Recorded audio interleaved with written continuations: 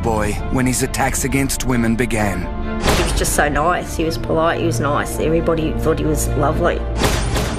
For over 30 years, Rapist wove a web of violence and brutality. He raped, mutilated, and ultimately killed. He was trying with all his might to take my life. Anybody can be a Dr. Jekyll and Mr. Hyde. Anybody. Described as a monster, a creature of pure evil. Tonight, clinical psychologist Dr. Leah Giarratano tells how Peter Rapist came from beyond the Darklands. Peter Rapist is a living, breathing nightmare, a serial sexual sadist, a lust murderer. He rapes and mutilates women, and he can't be cured. A man like Peter Rapist kills simply because murder sexually arouses him, and the amount of sexual fulfillment he gets depends upon the amount of torture he inflicts. Come with me now into the mind of a true psychopath.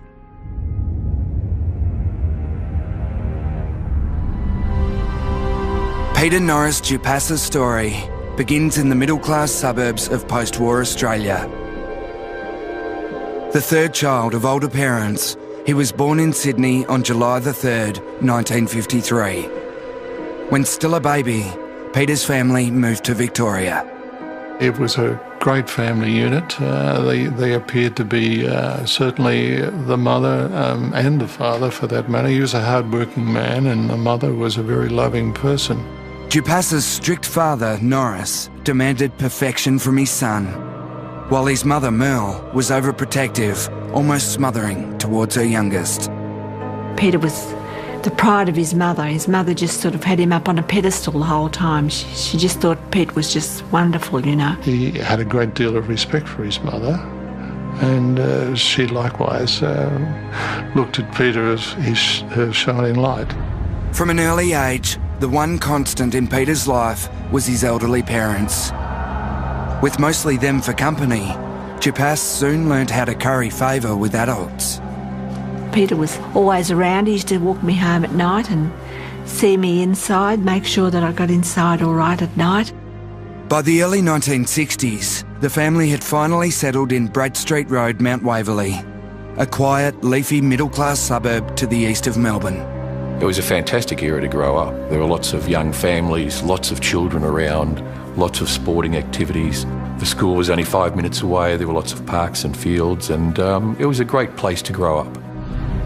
By the time Peter was 12, his older siblings, Robert and Faye, had moved out of home, and Peter enrolled at Mount Waverley High School. He was a slow learner, repeating his first year. Nobody ever paid any attention to him. And if he was absent or away or in the playground, you just never knew he existed. You know, he was just sitting in the room. He was very introverted and quiet, and we just never really took any notice of him.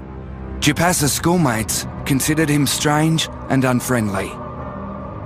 I feel that Peter was a very unhappy person. That's what I remember of Peter Rapist, a very unhappy person. He was short, fat,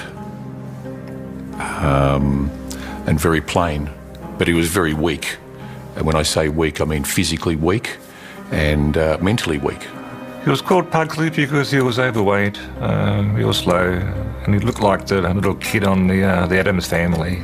And he mustn't have liked that very much. But one day in particular, I remember he was teased, and someone had called him Pugsley. And at this particular time, maybe he just had a gutful of it, and he must have got angry. I just remember his face just changing, and to me, it just turned evil. Peter didn't bond with his people of his own age, so he had no peer group situation, and he was sort of isolated. My son did say that he had funny eyes, something about his eyes that were a bit sort of scary, you know. He did have very dark eyes. Most people, you can say, well, that's the pupil and that's the colour of the eyes surrounding the pupil, but you can't see it. It's very difficult to detect in Peter's eyes. My son said, I don't know with Peter, but, he just felt uncomfortable around Peter at that time. There's increasing evidence that biology can play a role in the creation of psychopaths. And there's a theory that sexual sadists are born with their neural pathways wired all wrong, so that when they become sexually aroused, their brains tell them to seek, to devour, to attack their prey.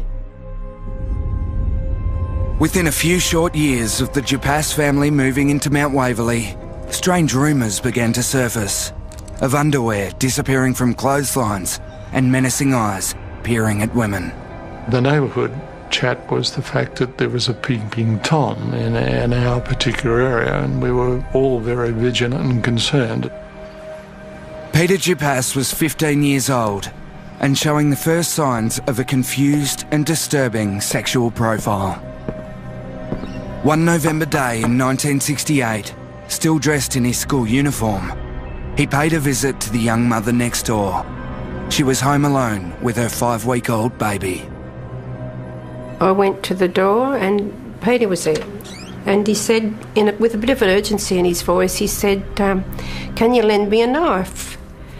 Because I need to peel some potatoes. And well, dumb me, I didn't think twice about it. I went to the drawer and gave him one of those little sharp knives. And he took it. And within seconds, he came towards me. From then it was on. I mean, I ended up lying on the floor with him on top of me. And I was cut. My hands were cut because I was fighting to keep the knife away from me. Couldn't run away because my baby was there. I was grasping at straws saying, look, you need help. You need someone to help you. We'll help you. You'll be all right. And then he was mumbling, actually, and he says, I've got to finish it. I've got to finish it. That's what he was saying when I was trying to get control of him.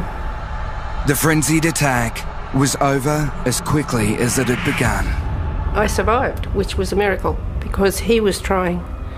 He was trying with all his might to take my life.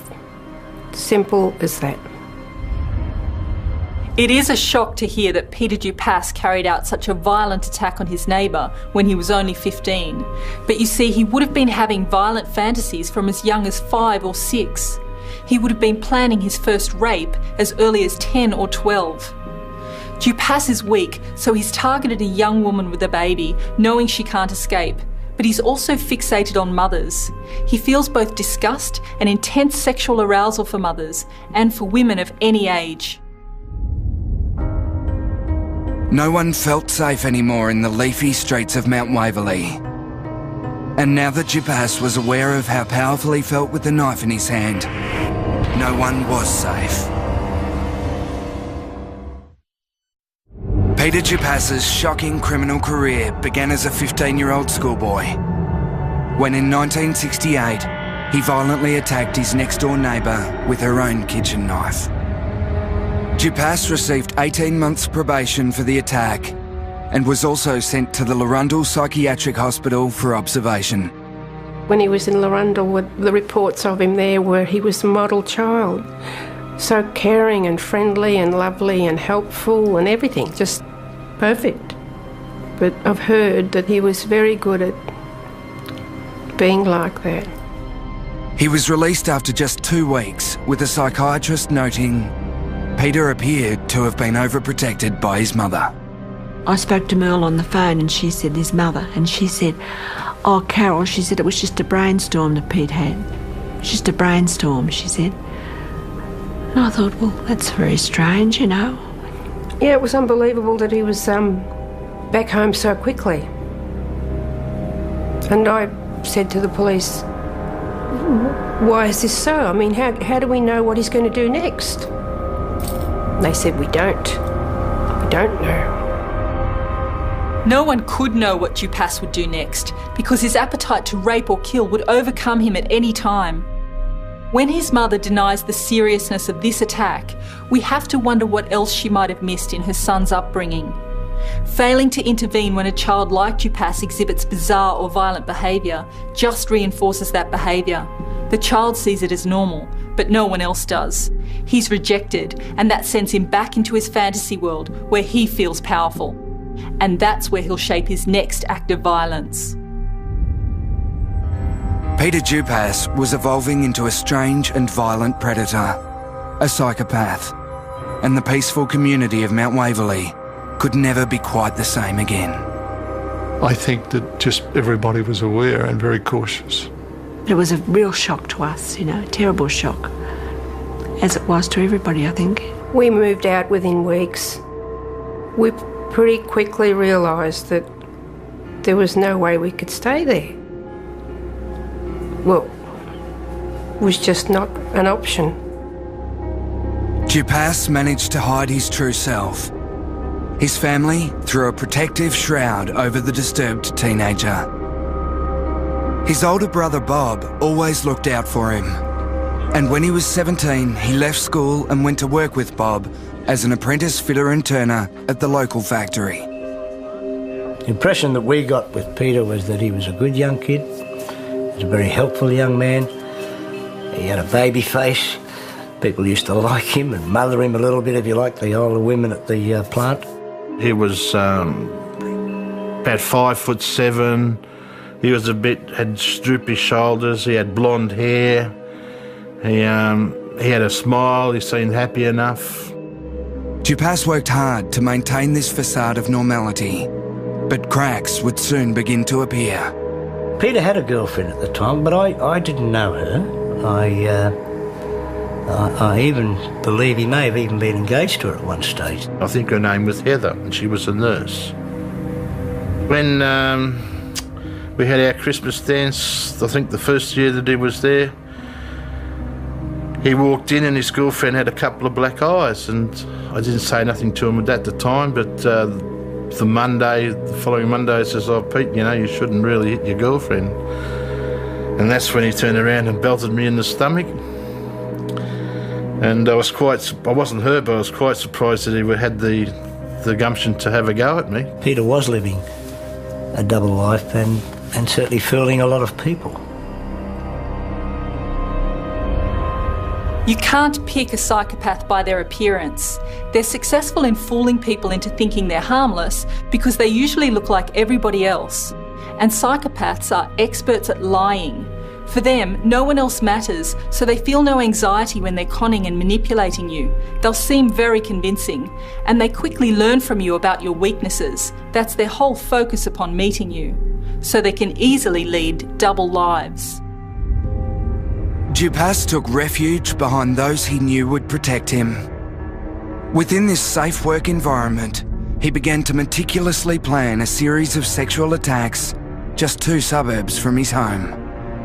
I see him at his car, and I happened to walk up one day and I saw a Stanley knife, some tape and some cord sets in the back of his car, and I thought, why the hell would you want them sort of implements? Dupas knew exactly what he wanted the implements for. Again, he targeted a young mother home alone with her baby. He went to the door and knocked on the door and said that his car had broken down. He said, could I use the phone? And then he said to this particular woman, "Oh, listen, if you've got a screwdriver, I should be able to fix it myself." And of course, while she went and got the screwdriver, he made entry into the house. And as she came back, he grabbed her around the throat and committed the offence. Within days, Dupas tried to rape 2 other local women without success. He knocked on the door saying his car had broken down, using exactly the same scenario. By now, his car had been identified, but even so, his family still refused to face the truth. We went around to Peter Dupas's house in Mount Waverley, and we knocked on the door, and of course we were greeted by his father. My recollection is that he went right out of his tree. He started ranting and raving at us, saying my son would do no wrong, and he was terribly resistant to the fact that we were even there, let alone wanting to have us in any way, shape or form talk to his son. And then they arrested Peter, and that's when it all sort of, nobody could believe it. And we're all shocked.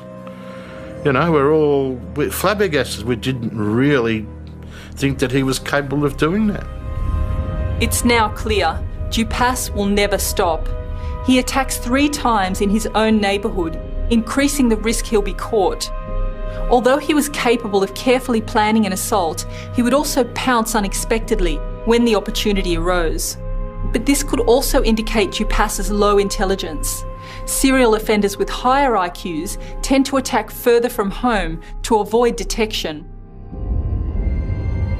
He struck me as being a real baby-faced, pudgy little boy, if you like, and he virtually said nothing.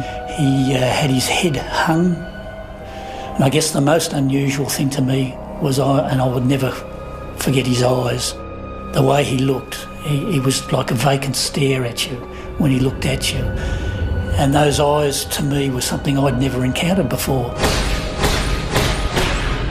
I got the feeling many times over during the interview that, okay, this guy's going to, looks as though he's going to admit something to us.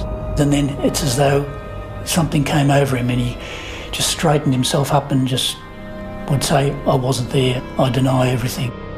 In September 1974, 21-year-old Peter Dupass was convicted of rape and sentenced to 9 years. It was his first time behind bars. Dupass was beginning to discover his true self as his crimes were escalating. His polite manner had most people fooled, but there was one detective who could see the true monster within. The cold, calculating way he went about it, the way he was in his demeanour during interview, the way he went through the whole trial process and how he conducted himself, I thought to myself, this is a person capable of killing.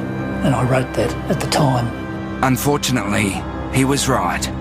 Dupass was well on his way to becoming the killer he always wanted to be.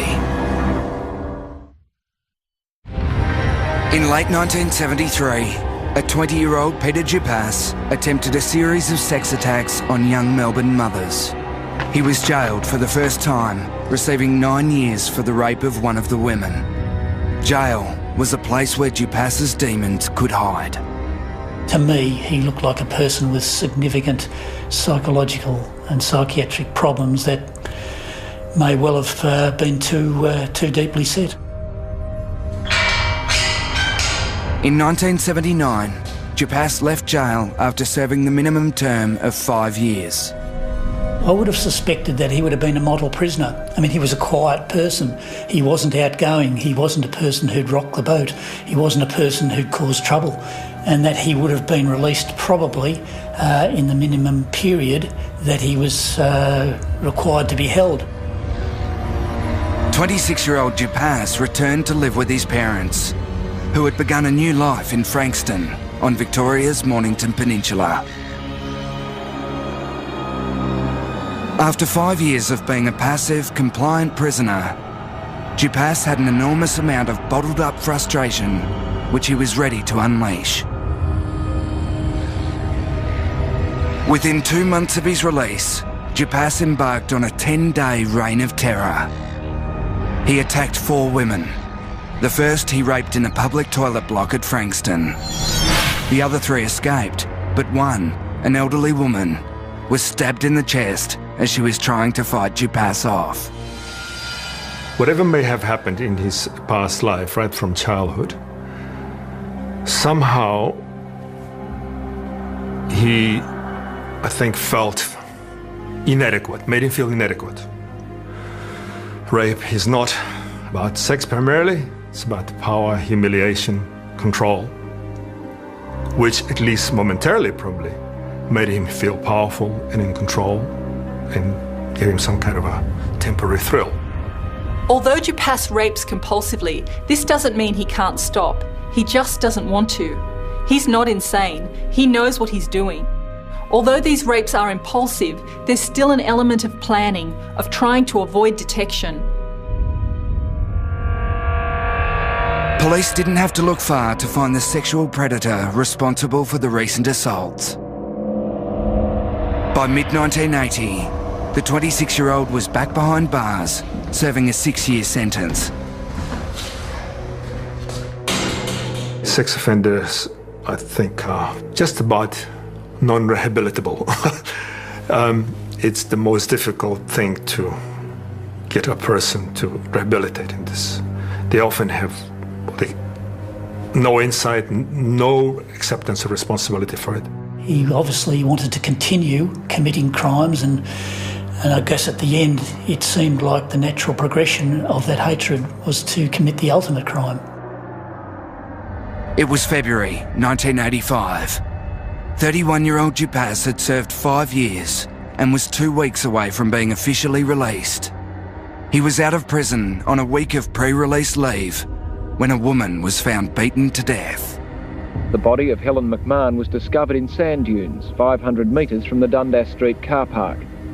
A post-mortem this morning revealed that she died as a result of massive head injuries. The woman was last seen alive here at the Rye Shopping Centre at about 12 o'clock yesterday. However, her movements after then and before the discovery of her body are still a mystery, and police are appealing to the public for assistance. It was a number of years before investigators discovered Dupas was on pre-release leave and living in the Rye area at the time of the murder. Although never charged, police believed Dupas to be the killer. I'm quite sure that his name would have crossed the lips of a number of homicide detectives in dealing with unsolved murders against women. Just 4 days after his official release in early 1985, Dupas headed straight to a beach near the scene of Helen McMahon's murder. There, he stalked, then raped a 21-year-old woman. He was back behind bars just before his 32nd birthday, having been convicted of rape for the 3rd time. You have to understand that the system over the years has really tried to help Peter.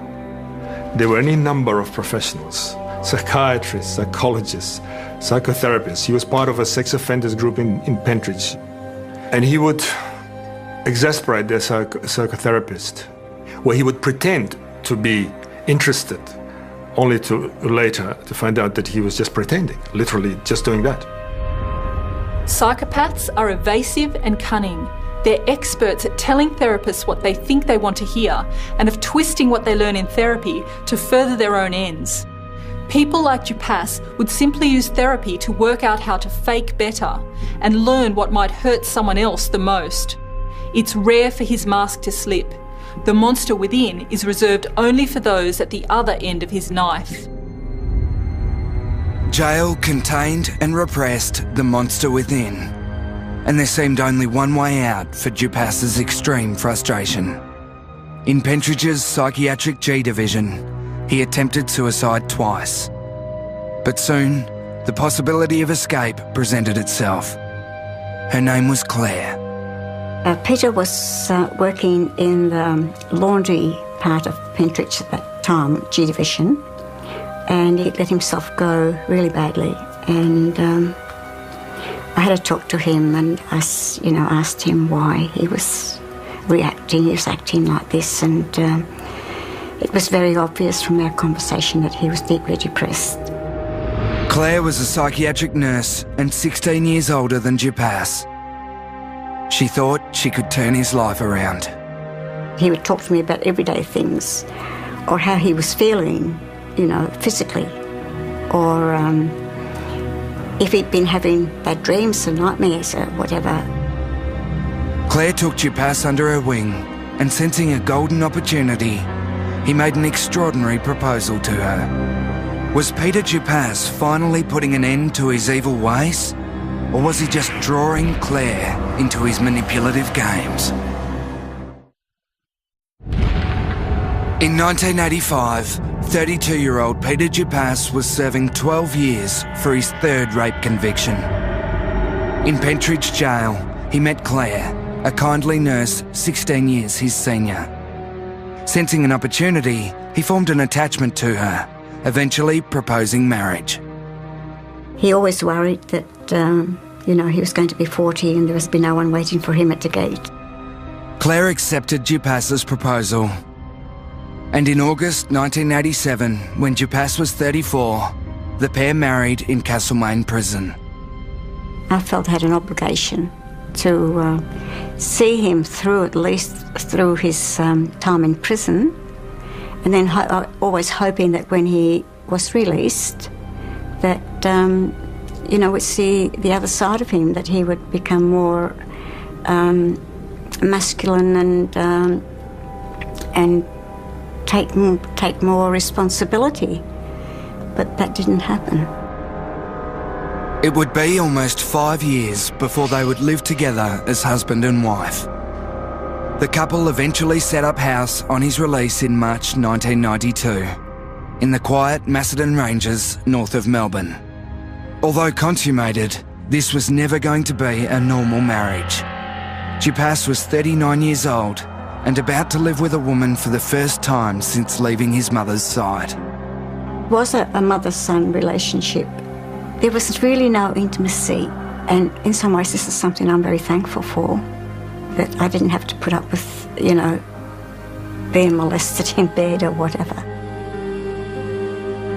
He was very possessive of me, yes. He didn't like, say if any of my family did come, he had to be right there, like listening to every word, and not that we wouldn't be talking about him, but, he had to be the number one. After 20 months of living together, Claire believed her husband was reformed. She wasn't even suspicious when a woman was stabbed to death in nearby Sunbury. A neighbouring shopkeeper found Renita Brunton's body in the rear of her recycle fashion shop around 5 o'clock yesterday afternoon. The murder has unsettled the small community. I would plead to the person perhaps who has done this to think about what they've done. And you need help. Years later, a task force would be established to investigate links between Dupas and unsolved murders, particularly those involving women who had been stabbed. Police now believe Renita Brunton was Dupas's second murder victim. It was Christmas 1993, 2 months after Renita's murder. Claire had to work overnight at the local nursing home. Dupas became inconsolable. He panicked, insisting he join her. He was just sort of standing between me and the door, and I said, look, will you just please get out of, just get out from under my feet. I said, just go and do something, anything, but get out from under my feet, you're driving me crazy. And we came home that night, and then he went down to the shed, and he had prepared everything in the shed to say he was going fishing, and he showed me where these things, and he told me he was going to Trentham. Dupas packed the car with everything he needed to commit a murder. Knives, a balaclava, a plastic sheet, and a shovel. The next morning he left home, his pockets stuffed with handcuffs, masking tape and condoms. But instead of going fishing at Trentham, he headed to nearby Lake Epilogue. So he had made up his mind the night before that what he was going to do. Dupas entered the toilet block of the local caravan park. He forced his way into a cubicle and held a young woman captive. She managed to fight him off, and Dupas fled the scene with the woman's friends in pursuit. His car lost control and he was arrested. I just can't tell you how bad I felt. It was just the worst feeling. I just couldn't stop crying. I cried for 2 days. I couldn't get myself together at all. Claire filed for divorce. She never saw her husband again. How do men like Dupas manage to find a partner when they've already been convicted of such terrible crimes? Well, Dupas learned early that presenting as a helpless, naive boy would attract certain people to him, namely women who want to mother him. These women become tangled in a rescue fantasy, believing that they could be the one person to fix him. If they gave him enough love and guidance, he'd be cured. Fortunately for Claire, this was not a fatal mistake, as it has been for others who've married serial killers.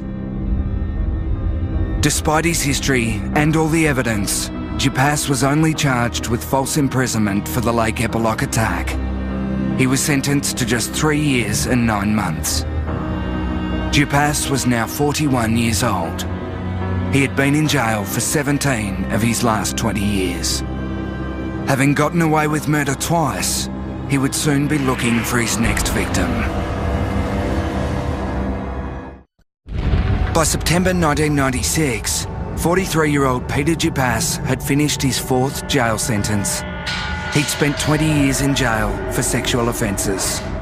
Each time he'd been released from prison, Jupas had moved to a different area of Melbourne where no one knew of his past. Then the attacks against women would begin again. Jupas created a web of terror, and still he got away with it. Look, it embarrassed his family no end. You know, the parents actually moved interstate, and his father basically died before his time. No doubt the stress of the whole thing. Within a few months, he was living in Melbourne's northern suburbs. He found work in a Salvation Army joinery workshop for former prisoners.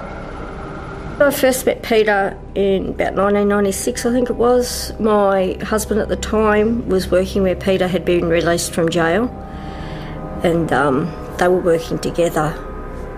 And Peter and my husband struck up a friendship, and yeah. It was the first time I thought he had truly perhaps made an attempt at changing his life. He was more sure of himself, and then there was a reduction in anxiety. So that made me think that perhaps, you know, there is a process of maturation has taken place, and let's give him a chance. Oh yeah, he had everyone fooled. He was just so nice. He was polite, he was nice. Everybody thought he was lovely. Jupas successfully hid the truth about his violent past from his new circle of friends. He even found another girlfriend who typically took on the mother role in his life. She was very domineering and demanding, and he did whatever she said. Jupas's live-in girlfriend left for a long overseas holiday in September 1997. He became unhinged and obsessively called a succession of escort agencies, massage parlours and phone sex services. Then he prepared himself for a frenzy of violent crime, worse than anything that had come before. Prostitute Margaret Marr was found dumped off the Hume Highway at Somerton in October 1997, just hours after she was seen in a Broadmeadows supermarket. Jupas's victim worked as a prostitute just one street away from Jupas's house. The 40-year-old was under a cardboard sheet, her clothing partially removed. The body had been mutilated, the left breast had been completely severed. The mutilations would become a vital clue to solving this murder. Police began piecing together a pattern of attack, helping them identify characteristics of the vicious killer. Killers like Jupas leave their psychological fingerprints at the scene. This is their signature behaviour, something a killer does to satisfy his emotional needs. For Jupas, this was the slashing of the victim's breasts and thighs, whether they were alive or dead. Peter Jupas was still on the hunt. For several weeks, he'd been stalking women in Melbourne's vast Fawkner Cemetery, in an area near his grandfather's grave. Then, on the afternoon of All Saints' Day, November 1st, he went into the cemetery with murder on his mind. 25-year-old bank officer Mersina Halvargas was reported missing at 2 this morning when she didn't come home from the cemetery. Police made the grim discovery soon after. The victim's body was found face up between the headstones, only metres from her grandmother's grave. Mersina Halvargas had been paying her respects at her grandmother's grave when Jupas attacked and stabbed her violently in the chest. The horror of Mersina's murder shook Melbourne, and women feared for their lives. No one could imagine anything worse. But Jupas's next move would be beyond comprehension. Detectives door-knocking the quiet neighbourhood in a bid to solve the puzzle behind the brutal murder of the nursing home's leading light, Kathleen Downs. The 95-year-old's body was found in the room she'd lived in for 8 years. Police traced phone calls from Jupas to the nursing home where the bubbly grandmother, Kathleen Downs, lived. The callous murder of Mrs. Downs remains unsolved, but police believe Jupas is responsible. The sickening pattern of Jupas's crimes was slowly emerging, but sadly, it would take the life of another young woman to finally bring the killer undone. The city of Melbourne was gripped by terror with reports of stalking, rape, and ultimately 3 horrific yet unsolved murders. Women feared for their safety. Over a period of 3 months beginning in October 1997, Peter Dupas is believed to have murdered 3 women in the city of Melbourne. The 40-year-old was under a cardboard sheet, her clothing partially removed. The body had Messina Halvargas was killed at Faulkner Cemetery in November 1997. The 25-year-old Mrs Downs was lying in a pool of blood next to the bed in her single room at the front of the Brunswick Special Accommodation Home. No one knew where the killer would strike next. It's very scared. Very, very, very scared. Dupas targeted psychotherapist Nikki Patterson through a professional ad placed in the local newspaper.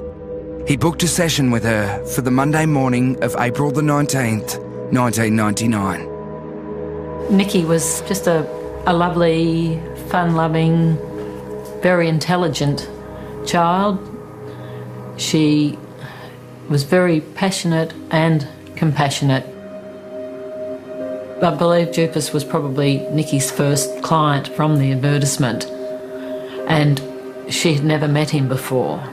He wasn't known to her. She'd had probably a couple of phone conversations. He'd rung her house probably 16 times, and it was more stalking to ascertain whether she was home alone, when she was home, and when it was safe for him to have an appointment with her, because he only had one idea in his head.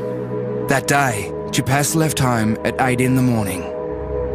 He arrived at Nikki's and she ushered him into the front room, leaving her dog Bella outside. Dupas was scared of dogs, and this would prove a fateful move. Nikki was professional. She would never have the dog in the house, of course, when she was seeing a client.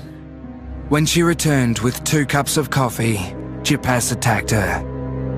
He stabbed her in the chest and back 27 times. Then he cut off her breasts. He used a false name and he used a false number. Those details were in a diary of Nikki's, and Dupas, even though he did go through the house, he missed them. So he did his best to disguise the crime, but not enough. On the Thursday night, it was 3 days after Nikki was found, the detective rang me and said, we have made an arrest. The name is Peter Dupas. He has a history, he's a serial rapist. And then he rang back 6 hours later to say that he'd been charged. Nicole Patterson's calculated murder shows the depth of Dupas's inner fury. He stabbed her 27 times. Such a frenzied attack is known as overkill, creating far more injuries than are needed to cause death. Overkill is the result of cumulative rage, extreme anger and frustration that Dupas kept hidden until he had his victims alone and helpless. Pain and loss showed on the faces of those who were there to remember their friend Nikki Patterson, who'd been taken away from them so suddenly. The dog that she owned when she died went to her funeral. Bella was her baby, and I recall, whenever I was over there. When Nikki's name was mentioned, Bella would bark, and when they took Nikki away, Bella howled.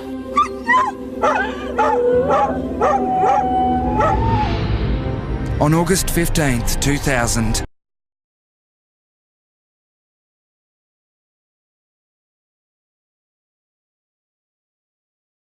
times. When you saw Dupas at the trial, I don't believe I would have looked twice at him in the street. I looked at this person the first time and I thought, no, you couldn't have done it. You could never look Dupas in the eye. He would come out from the door into the courtroom and he would never make eye contact with anyone. Keeping a close eye on Nicole Patterson's trial was the family of Messina Halvargas. Messina's parents had long suspected that Dupas had killed their daughter.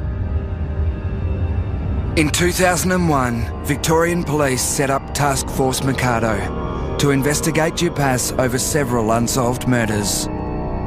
In October 2002, he was charged with the murder of prostitute Margaret Marr. Experts found only one other case involving a similar mutilation.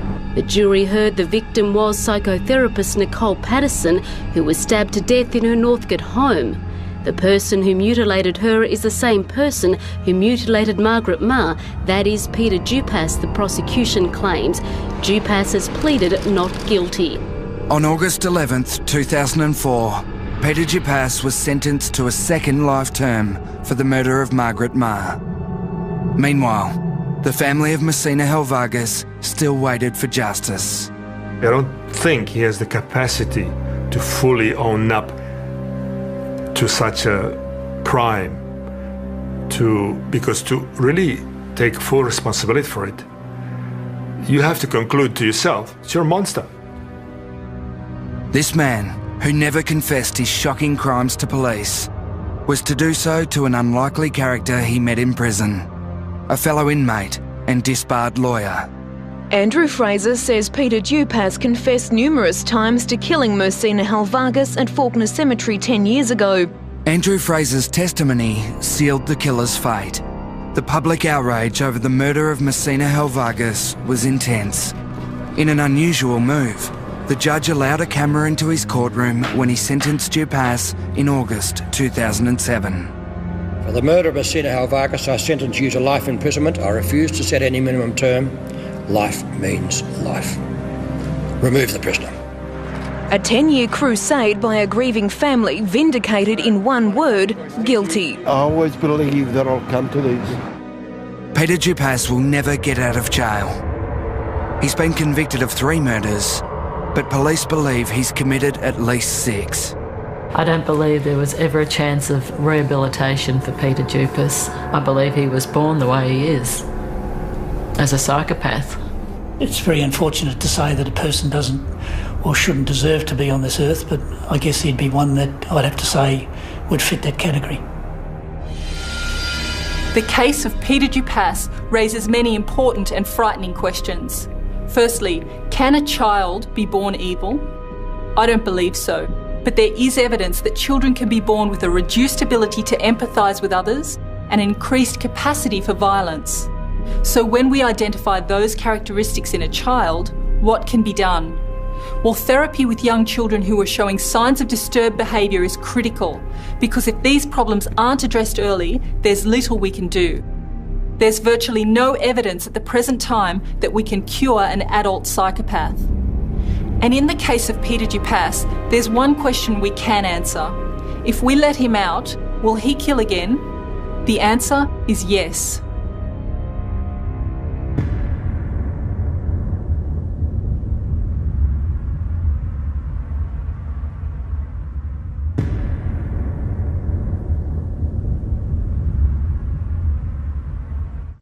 To everyone, she was an ordinary country mum. Catherine Knight might have been the most evil woman to ever walk the planet. Australia's worst female killer. It's just unimaginable what the police saw that day. Now, the inside truth. If I can't have your father, nobody else will have him either.